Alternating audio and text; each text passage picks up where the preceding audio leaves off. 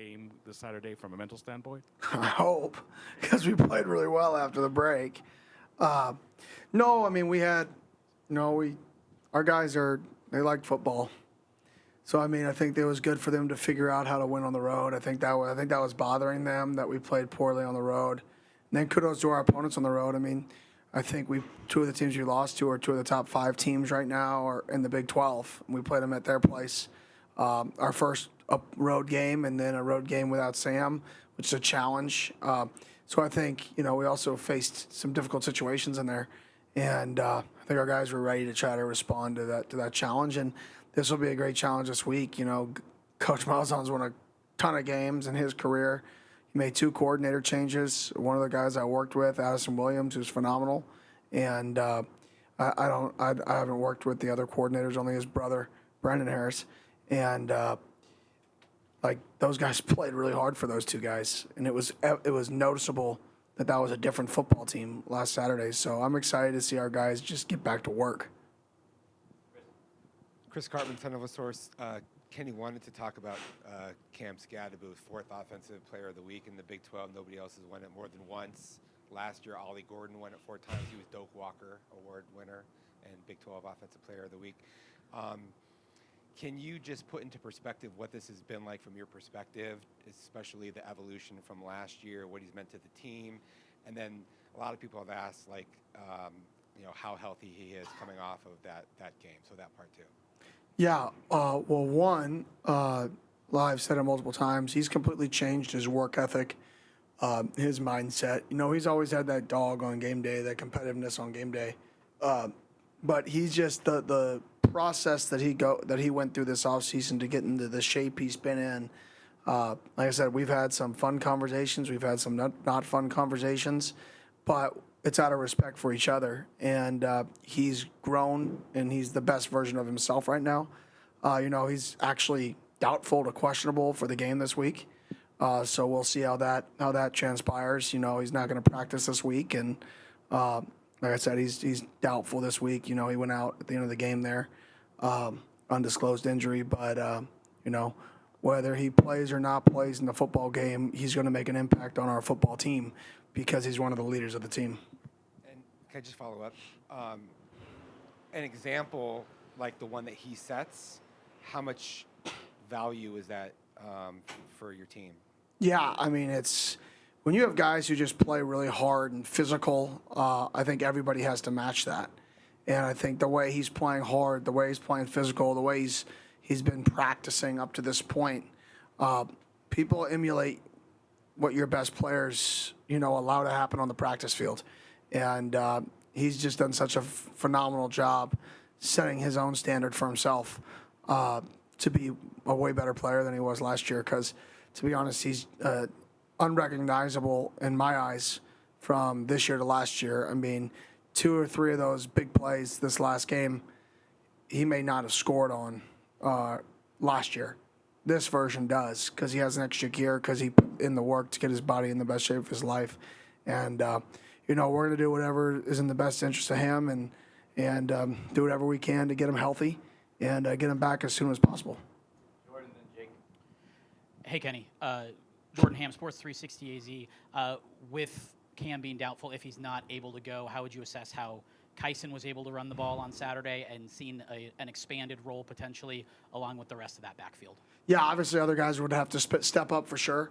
I thought Sip, Kyson, for those of you who don't know, he did a phenomenal job breaking tackles on the first touchdown run. I mean, he broke a defensive tackle, then ran through another tackle. He ran like a bigger back, which is what I was most pleased with in the game. The most touches he's gotten in a game, the most workload he's gotten, and he stayed fresh throughout it. He's extremely hard on himself, which is, what you want to see. He was the only guy who wasn't celebrating after the game because he let the ball go for a quarter of a second on the 1 goal line play, and he was just so mad at himself for doing that. And that's what you want your football team to be filled with. You want to be filled with those guys that, yeah, you had success, but man, that one time that it wasn't perfect, it just drives me insane. And he kind of had that to him. I'm like, smile, bud. It's okay. We just won the game. Like, you just had the 2 touchdowns. And he just can't get that one play out of his mind. But that's why he's where he's at. And I'm excited for him, and obviously some other guys will have to step up as well, if Scott can't go. Kenny, Jake Garcia with 12 News back here. One more question on Cam. I saw the graphics department here already made a Cam for Heisman graphic and tweeted that out. I'm curious if you could make your pitch as to why he's deserving for consideration, and I guess we'll find out this week, but just the level of impact that he has on the team and what he means to this program. Yeah, well, I think, one, he's been a big part of a huge change in a program. And when you talk about most valuable player, right, whether I don't know exactly what the prerequisites are for that award, just because it's over time, these awards kind of change to quarterback awards and stuff like that. But if you're talking about a guy who's impactful on a team, this is a guy who's, arguably the most impactful person on a team that was 3 wins last year, who helped transform a team, not just on the field with the play, but the mindset, like we talked about earlier, the work ethic, the physicality, the toughness. He transformed an organization, helped transform an organization. And I think that's powerful. I think it's really hard to put that into a statistical category. I think everybody's going to look at the stats that he puts up, but they don't look at him sprinting down the field on kickoff. They don't look at him sprinting on the screen pass to Melquan Stovall and being the guy in front of Melquan Stovall after he fake zoned to the field and being the first guy in front. All of those things add to him being the value to the football team, not just the stats. It's all the other stuff too. And I say you combine the stats with the mindset of our football team, and he's one of the people that we take the mindset after. And then you combine that with how far the program has come. And I think all that should add to his resume, some would say. That rhymed. That was pretty good. Hey, Coach. Justin Lastertosa, Devil's Digest. The term next man up kind of gets thrown around a lot within sports, but last week it was LT Welsh. Against Utah it was Caleb McCulla. So for you and specifically Coach Ward and that defensive unit, what are some of the things that you guys have done to implement that buy-in where, hey, your number might not be called right away, but when it is, you got to be ready to compete? Honestly, nothing. I wish we preached on that. Just be your very best all the time. Whether you're the starter, whether you're the second string, whether you're the third string, every day you wake up, you choose to be miserable, you choose to be happy for the most part, right? You choose to work hard, you choose to be lazy. You choose to get better, you choose to not. Just do all the good things of what I just said over and over again. And if you do that, then when your time comes, you're going to be ready for your opportunity. And if you don't, then you won't. And it's pretty simple. It's whether you're the starter or the fourth string guy, just be the very best version of yourself every single day and repeat and repeat and repeat. Hey, Coach. Jake Sloan, Devil's Digest. We saw JaVon Robinson come up with an interception, and then the 2 games prior, Keith Abney, 2 picks of his own. How does those guys performing from sideline to sideline kind of build the trust of the whole defense? Yeah, obviously we've played a little bit more man coverage the last few games than we had in weeks prior. I don't know if that trend's going to continue this week. That's been based off who we've played. So this week a little bit different, changing of a quarterback and what they do offensively. So we don't know if that trend will continue. But those guys have just stepped up, and they're really smart guys. I mean, those guys are, both of those kids you just mentioned are 2 of the smartest football savvy players in our football team. And it's amazing how successful people can be when you're smart and you understand splits and you understand routes and you understand when guys lower their pad level, like all the fundamentals that go into the game that you would think like are normal for people to understand. Very few people can actually take that to the field and apply it. You can talk about it in a meeting room, but then being able to apply it when teams playing fast or at tempo is kudos to those guys. And they're both really good players. Glad we have them. Kenny, what are some of the most important lessons you learned from Gus Malon in your time with him? Yeah, I think the number one is the Leadership Council. I really thought the Leadership Council when we were at Auburn together, or I guess when I was at Auburn with him, right? He was the head coach. When I was at Auburn with him, I really felt like every time he left that Leadership Council meeting, he had a much better beat on the football team. Sometimes when you're a head coach, you can kind of lose a beat on your team at times. And I thought that council did a really good job for him at the time, saying, hey, our guys are beat up. We need to slow it down a little bit. Or, hey, this kid needs to be loved up. Hey, you can't yell at this guy or get on this guy again like he's going through some things. I just think that council was so big, and I'd never, it may have been done in my past when I was a GA, but once I got to a point where I could really be on the inner conversations of how things worked, I'd never been on a staff that did that. And I thought it was really, really good, and it's something that I knew I always wanted to do. So I would say that's the number one thing I took away was the ability to have a beat on your team by having a leadership council who can really set your standard and really be your voice and really get a shared vision of what you want it to look like. Hey, Kenny, Tucker Stein, Cronkite News. Just kind of piggybacking off of that last question, you worked under Gus at Auburn and stuff. How does that change your preparation for this week at all, if at all? Well, I mean, it doesn't really. I mean, everybody knows Gus is going to run inside zone. I mean, that's not a secret. Like, that's what they do, and he probably does it better, arguably, than anybody in the country. And I was around him coaching it, him teaching it. That's what they believe in, and I think that's what's made him successful. Is, of course, other people are going to come in and give him ideas. Oh, we need to run outside zone. Oh, we need to do this. We need to do that. All these ideas. And it was just awesome listening to him say, no, this is what we do. I don't care what you do. It's going to work because our guys know where to fit the run. If your front side end of zone and plays too tight, the ball's going to bounce. Most tight zone teams don't do that. Most tight zone teams have a backside track. His tight zone does not. It can hit anywhere. And that's unique. And I think so.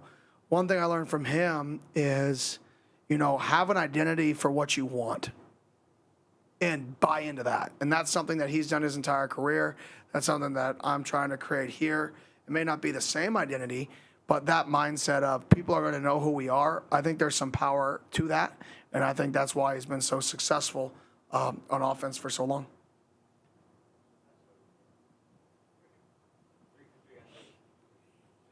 Hey, Kenny, Jake Seymour, Noble Source. LT Welsh had a very strong performance Saturday. What does his kind of overall performance do for that group and for the team and the defense looking forward? Yeah, LT is one of our energy guys. So anytime one of your energy guys plays really well, and gets that opportunity and has success, people feed off of it. So it was great from that perspective. Then it just showed, the work. Like, he hasn't complained one time this year. Not once. He had some injuries early, came back, lost his spot, been battling back. Our corner's been playing well. He started to get back in the rotation, got his opportunity, played really well. Like, what else could you want?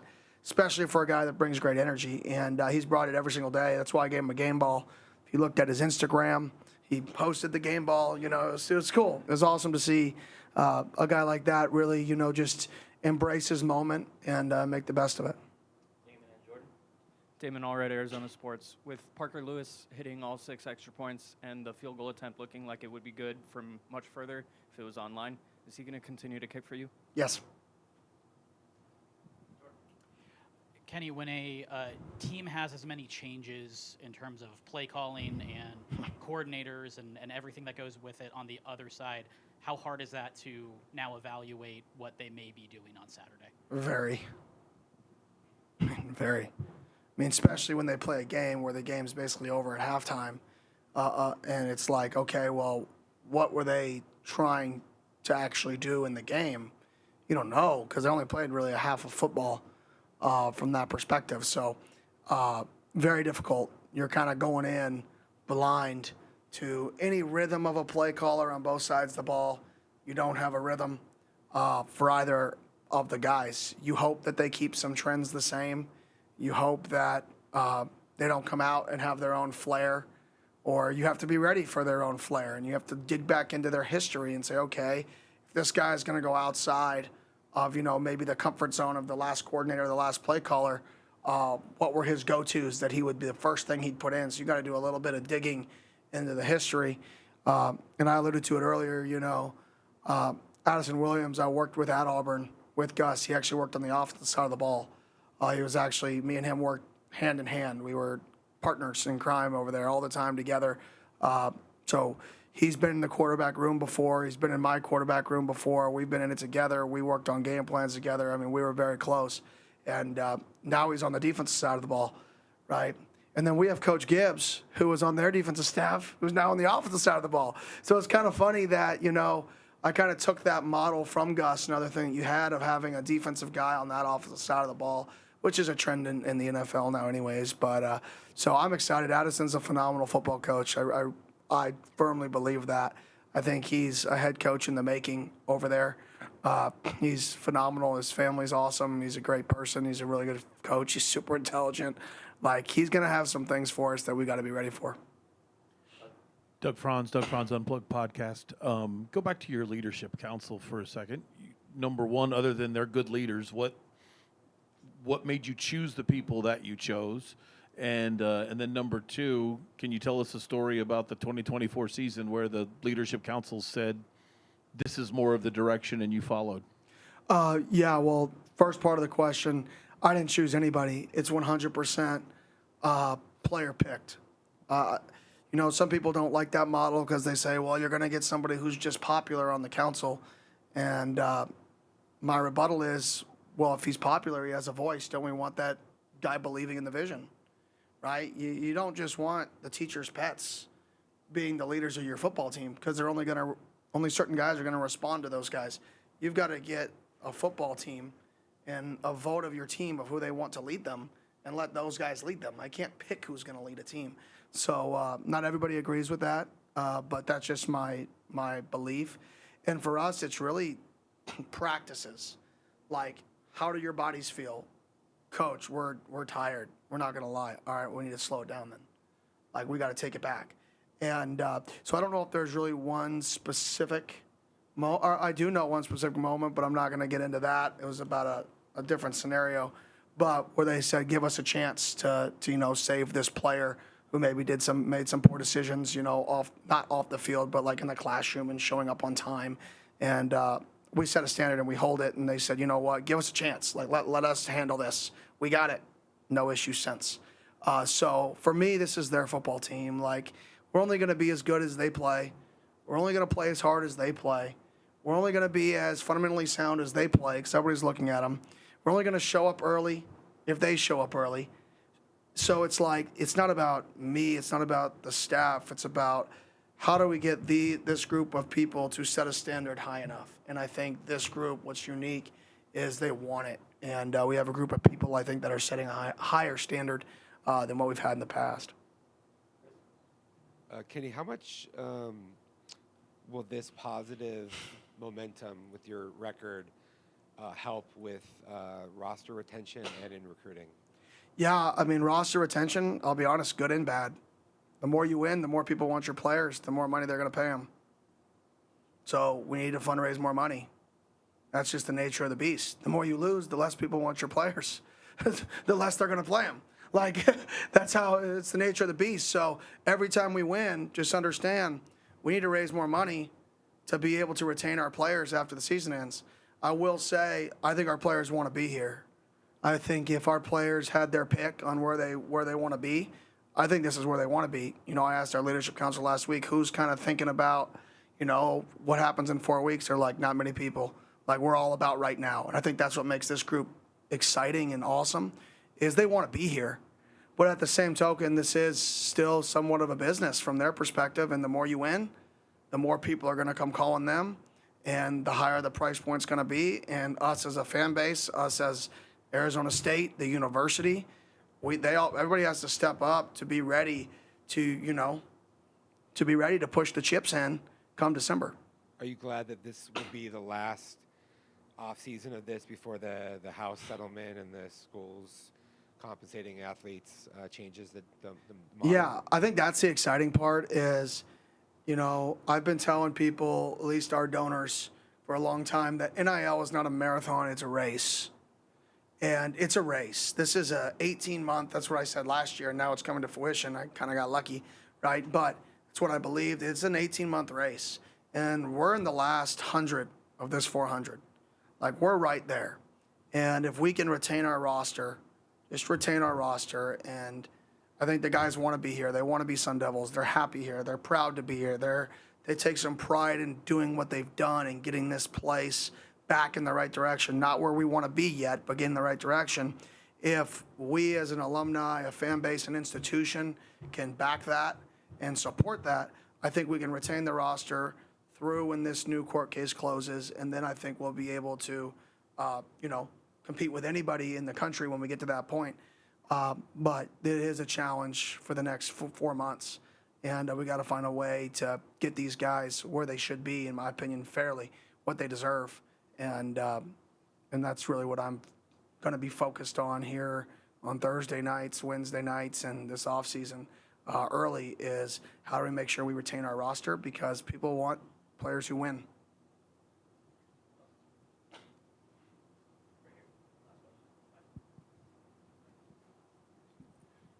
Coach, with the delay, I know you dealt with it last year, but having the tablets and everything, although both teams have to go through it, how much do you feel that helped, and just everybody being able to look at plays and I guess make the delay go by a little bit faster? Yeah, it was awesome.